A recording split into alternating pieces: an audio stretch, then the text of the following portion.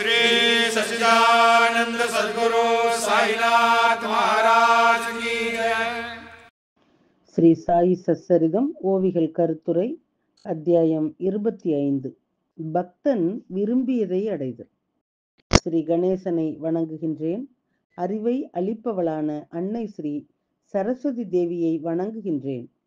ஸ்ரீ குரு தேவரை வணங்குகின்றேன். ஸ்ரீ குல தேவதையை வணங்குகின்றேன். ஸ்ரீ சீதா ராமச்சந்திரனை வணங்குகின்றேன்.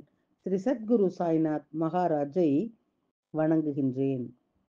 பூரண பிரம்மாவதாரம், யோகிராஜ், கடவுளின் அவதாரம், கருணை கடல் ஸ்ரீ சாய்நாத் மகாராஜ் அவர்களின் பாதங்களில் நான் வணங்குகின்றேன். புனிதர்களின் மாணிக்கமே, மங்களமான இருப்பிடம், ஆத்மாவில் ஆழ்ந்தவர், பக்தரின் சுகம், விருப்பம் நிறைவேற்றல். சாய்நாத பெருமானே, உங்களுக்கு வாழ்த்துக்கள். கடந்த அத்தியாயத்தில் நகைச்சுவை மற்றும் கேளிக்கை மூலம் முழுமையாக விவரிக்கப்பட்டது. உலகம் முழுவதும் வலம் வரும் சாய்நாதர் தினமும் பக்தர்களை மகிழ்வித்து அவர்களின் விருப்பங்களை நிறைவேற்றி வருகின்றார். அதாவது பாபாவுக்கு பக்தர் மிகவும் பிரியமானவர். அதனால்தான் அவர் எப்போதும் அவர்களுக்கு மகிழ்ச்சியை அளிக்கின்றார். சாயி கருணையின் மூல திருவுருவம். பக்தன் பக்தியும் பச்சாதாபமும் உள்ளவனாகவும் முழு பக்தியுடன் சாயினுடைய பாதங்களின் மீது பக்தி செய்தால் தயா சிந்து சாய்நாத் மகாராஜ் பக்தர்களின் விருப்பங்களை நிறைவேற்றுவதில் ஒருபோதும் தாமதிப்பதில்லை, ஒருபோதும் பின்வாங்குவது இல்லை. சத்குரு எனது சொந்த வடிவம். ஸ்ரீமத் பாகவதத்தில் பகவான் ஸ்ரீ கிருஷ்ணரே இதை உத்தவரிடம் கூறியுள்ளார். அத்தகைய சத்குருவை அன்புடன் வழிபடுவதும் சேவை செய்வதும் பக்தி எனப்படும். இது பிரத்யேக பக்தியாகும். சாயினுடைய லீலைகளை கேட்க எனக்குள் சாய் சத் சரித்ரா எழுத வேண்டும் என்ற பலமான ஆவல் எழுந்தது. ஸ்ரீ சாய் என்னை தேர்ந்தெடுத்து அத்தகைய அற்புதமான சாயி சரித்திரத்தை என்னுடைய கைகளிலே எழுதினார். தம்முடைய பக்தர்களை பக்தி மார்க்கத்திலே கொண்டு செல்லவும் அவர்களின் பக்தி உணர்வுகளை எழுப்பவும் சாயி மகாராஜ் அவர்களே ஒரு அற்ப முட்டாள் என்னை தூண்டி இந்த கிரந்தத்தை எழுத எனக்கு அதிகாரம் இல்லை, ஒரு துளி கூட அறிவு இல்லை என்றாலும் என்னிடம் ஒப்படைத்துள்ளார். அலுவலகம் வைத்திருப்பது நல்லது, அதாவது நினைவாற்றலுக்காக பதிவுகள் போன்றவற்றை வைத்திருங்கள். அத்தகைய கட்டளை கொடுக்கப்பட்டவுடன் கொஞ்சம் புத்திசாலித்தனம் இல்லாத என்னை போன்ற ஒரு முட்டாள் பொறுமையடைந்து என் புத்தி பலம் பெற்று அறிவால் நிறைந்தேன். அதே சமயம் உடனடி சாயி உத்தவரால் என் பொறுமை வலுப்பெற்றது. பக்தர்களின் ரட்சிப்புக்காக சாயி அவர்களே தனது தர்பார் வரலாற்றை என் மூலம் நிச்சயமாக எழுதுவார் என்ற முழு நம்பிக்கை எனக்கு இருந்தது. சாயினுடைய அருள் இல்லாவிட்டால் அறிவை விரிவுபடுத்தும் இந்த ஒளிமயமான படைப்பு என் கைக்கு வந்திருக்குமா? இந்த கிரந்தத்தை எழுத எனக்கு தைரியம் இருந்திருக்குமா? இந்த கிரந்தம் துறவியினுடைய பாதத்திலே வழங்கப்படும் கொழுக்கட்டை. இது சாயி சச்சரித்திரத்திலே உள்ள சுதாமிர்தம். இந்த ஸ்ரீ சாயி சச்சரித்திர கிரந்தம் பக்தர்களுக்கு சாயி சுதாமிர்தத்தின் ஆதாரமாக உள்ளது. இந்த கிரந்தத்தை தினமும் படித்து சாயினுடைய அருளால் விரும்பிய பலன்களை பெற்று உலக வெப்பத்தினுடைய கடுமையான நெருப்பிலிருந்து உங்களை விடுவித்துக் கொள்ளுங்கள். இது வெறும் கதாபாத்திர கதையல்ல. சந்திராமிர்தத்தின் துதிக்கையை சந்திர கதிர் ஒளியுடன் அருந்தச் செய்பவர் சந்திரகாந்தமணி. கௌதாரி வடிவிலே தாகத்துடன் இருக்கும் பக்தர்கள் இந்த பாத்திரத்தை கேட்டு திருப்தி அடைவார்கள். இனி என் அன்பான கேட்போரே, தயங்காமல் ஒருமுகப்பட்ட மனதுடன் கலியுகத்தின் பாவங்களை அழிக்கும் சாயினுடைய புனித கதைகளை கேளுங்கள். சாயினுடைய பாதங்களிலே நமது பக்தி நிலை பெற்றவுடன் கருணையுள்ள சாயி பக்தர்களின் அனைத்து தீமைகளையும் நீக்கி அவர்களின் விருப்பங்களை நிறைவேற்றுகின்றார். பக்தர்களின் அனைத்து இன்னல்களையும் துன்பங்களையும் அவரே தீர்க்கின்றார். இப்போது இந்த தலைப்புடன் தொடர்புடைய சாய் பகவானின் மற்றொரு கதை மரியாதையுடன் முன்வைக்கப்பட உள்ளது. கேட்பவர்கள் அதை மரியாதையுடனும் அன்புடனும் கேட்கும்போது அவர்கள் சாயியினுடைய பாசத்தையும் அன்பையும் புரிந்து கொள்வார்கள் மற்றும் அளவற்ற மகிழ்ச்சியை அனுபவிப்பார்கள். எனவே குரு அன்னையின் அன்பான மனப்பான்மையை வெளிப்படுத்தும் சாயியினுடைய அன்பு மற்றும் கருணையின் அனுபவத்தை தரும் இந்த புதுமையான கதையை கேளுங்கள். இந்த கதை மிகவும் சிறியதாக இருந்தாலும் இந்த கதையிலே மிகவும் ஆழமான ஞான அமிர்தத்தால் நிரம்பியுள்ளது. அமைதியான மனதுடன் இதை கேட்டால் உங்கள் கஷ்டங்கள் அனைத்தும் விலகும்.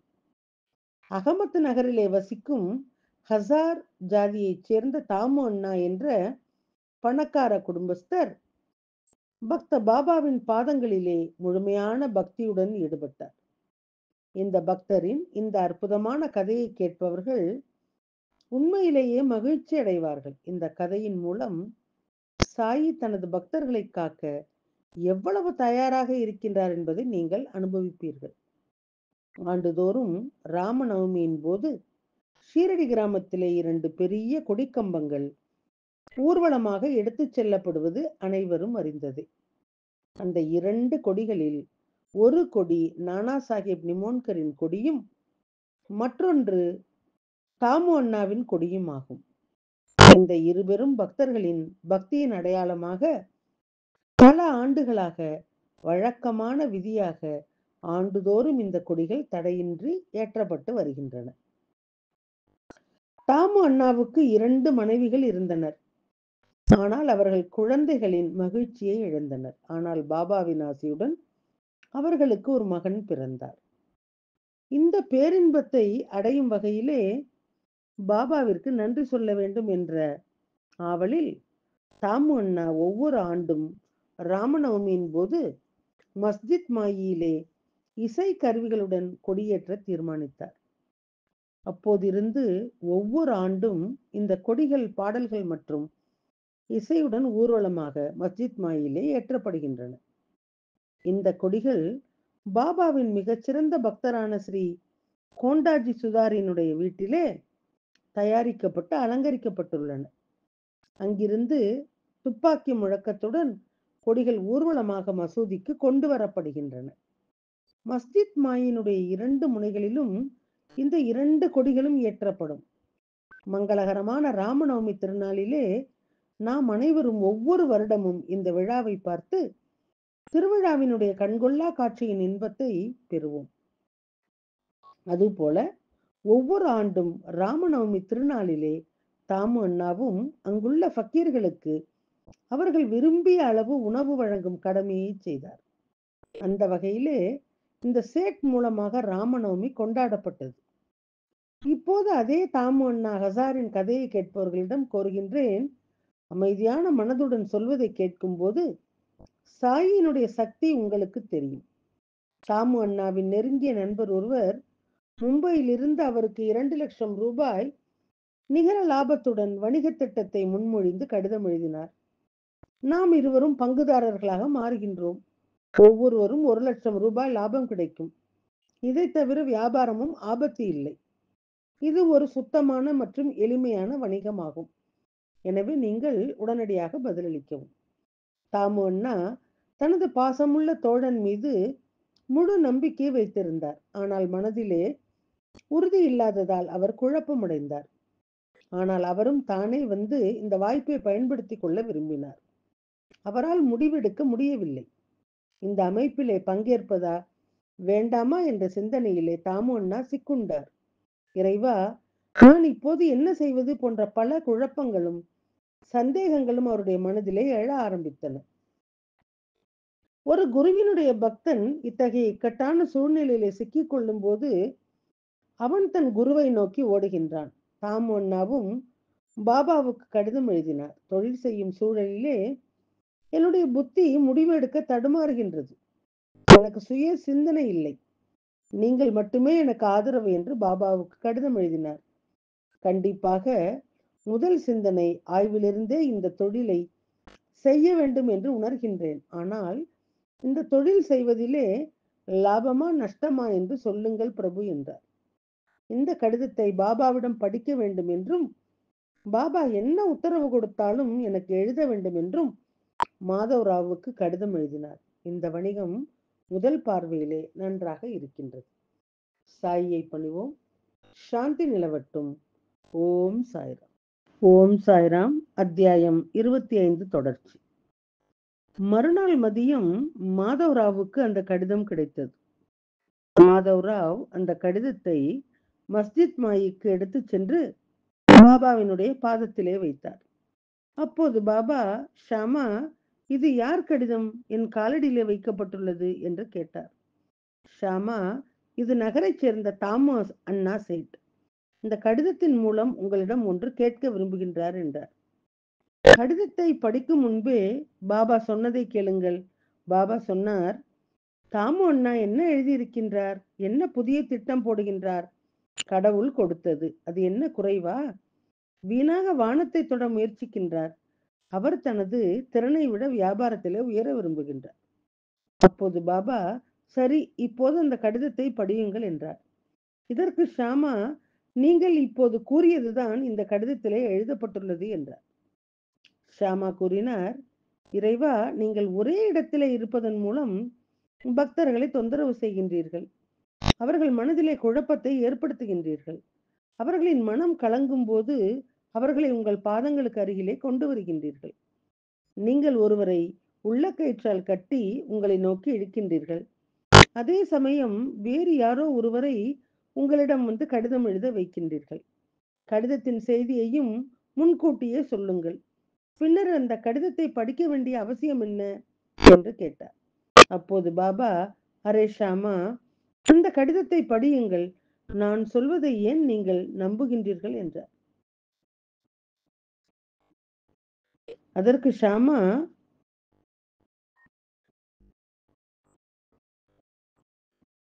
நான் அப்படித்தான் என் மனதில் தோன்றுவதை சொல்கின்றேன் என்றார். பிறகு பாபாவின் கட்டளைப்படி மாதவராவ் கடிதத்தை படித்தார். பாபா வேண்டுமென்றே அந்த கடிதத்தின் செய்தியை கேட்டு தாமு அண்ணாவின் மீது இரக்கம் கொண்டு அந்த சேட் மனம் தாழ்ந்து விட்டது என்று இரக்கத்துடன் சொல்லத் தொடங்கினார்.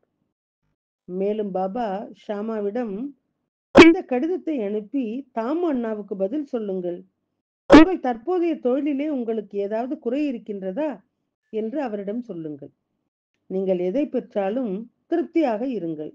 அதிக லாபம், ₹1,00,000 கிடைக்கும் என்ற நம்பிக்கையிலே ஒருபோதும் இருக்க வேண்டாம். சம்பாதிக்கும் ஆசையில் விழும்.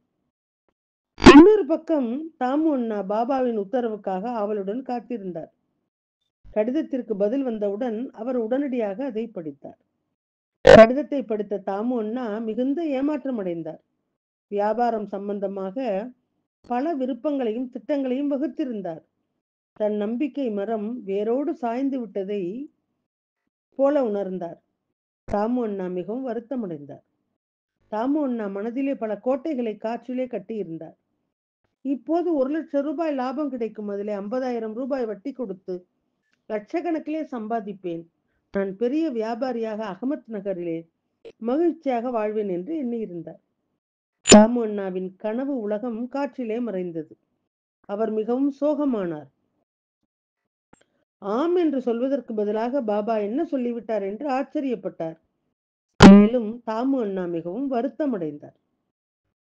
இதனால் தாமு அண்ணாவின் குழப்பமான மனம் உடைந்தது. நான் பாபாவிடம் கேட்டிருக்க கூடாது. அவரை கேட்டு நானே தீங்கிழைத்துக் கொண்டேன். அவ்வழியே வந்த சுயோக்கை நானே உதைத்தேன். அவர்கள் இப்படி உணர ஆரம்பித்தார்கள். அந்த கடிதத்திலே நேர் சந்திப்புக்கும் கடித பரிமாற்றத்திற்கும் இடையே நிறைய வித்தியாசம் இருப்பதாகவும் மாதவராவ் தெரிவித்திருந்தார். எனவே நீங்களே வந்து பாபாவினுடைய எண்ணங்களை அறிந்து கொள்ளுங்கள் என்றும் எழுதியிருந்தார். இதை தெரிவித்து மாதவராவ் கடிதம் எழுதிய போது ஷீரடிக்கு சென்று பாபாவை நேரடியாக சந்திக்க நினைத்தார். யாருக்கு தெரியும், அவர் மீது பாபாவுக்கு ஏதேனும் மறைமுகமான ஆர்வம் இருக்கலாம். நீரே அவரிடம் நேரடியாக முன்வைத்தால் பாபா அனுமதி வழங்கலாம் என்றார். தாமு அண்ணா இதை உணர்ந்து ஷீரடிக்கு வந்தார். பாபாவை வணங்கிவிட்டு பாபாவினுடைய அருகிலே சென்று அமர்ந்தார். அவர் பாபாவினுடைய பாதங்களை பிடித்துவிட அமர்ந்திருந்தார். ஆனால் வியாபாரம் செய்ய அனுமதி கேட்கும் தைரியத்தை அவரால் சேகரிக்க முடியவில்லை.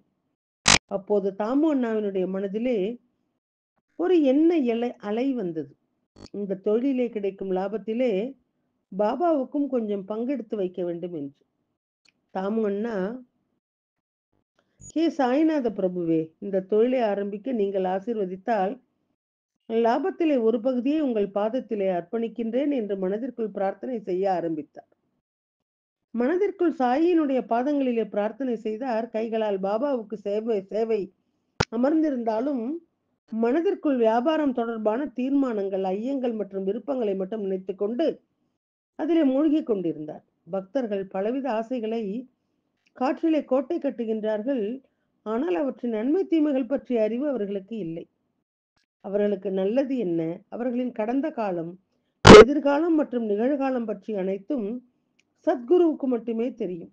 ஒருவர் தம் மன எண்ணங்களை எவ்வளவுதான் ரகசியமாக வைத்திருந்தாலும் எல்லோருடைய உள் எண்ணங்களிலும் குடிகொண்டிருக்கும் ஸ்ரீ சாயி சமர் எல்லோருடைய எண்ணங்களையும் அறிவார். ஒரு பக்தர் தனது எண்ணங்களை அன்பான முறையிலே பாபாவின் மீது முழு நம்பிக்கையுடன் வெளிப்படுத்தினால் பாபா அவருக்கு தகுந்த உபதேசாமிர்தத்தை பருக வைப்பதன் மூலம் சரியான பாதையிலே வழிநடத்துவார். அடைக்கலம் தேடி வந்த பக்தனின் இன்னல்களை நீக்கி அனைத்து பக்தர்களுக்கும் நலம் செய்வேன் என்பது பாபாவினுடைய வாக்குறுதி என்பதை பக்தர்கள் அனைவரும் அறிவர். சத்குரு ஒவ்வொரு பிறவியிலும் நமக்கு துணையாகவும் பாதுகாவலராகவும் பராமரிப்பவராகவும் இருக்கின்றார். சத்குரு தான் நம் பெற்றோர். சத்குரு ஹரிஹரன், விஷ்ணு நாராயணன், சிறந்த கடவுள், செய்பவர் மற்றும் செய்ய வைப்பவர் அவரே. அத்தியாயம் 25, பக்தன் விரும்பியதை அடைதல். ஓவிகள் மற்றும் கருத்துரை அடுத்த தொடரிலே கேட்கலாம். சாயியை பணிவோம். சாந்தி நிலவட்டும். ஓம் சாய்ராம். श्री सच्चिदानंद सद्गुरु साईनाथ महाराज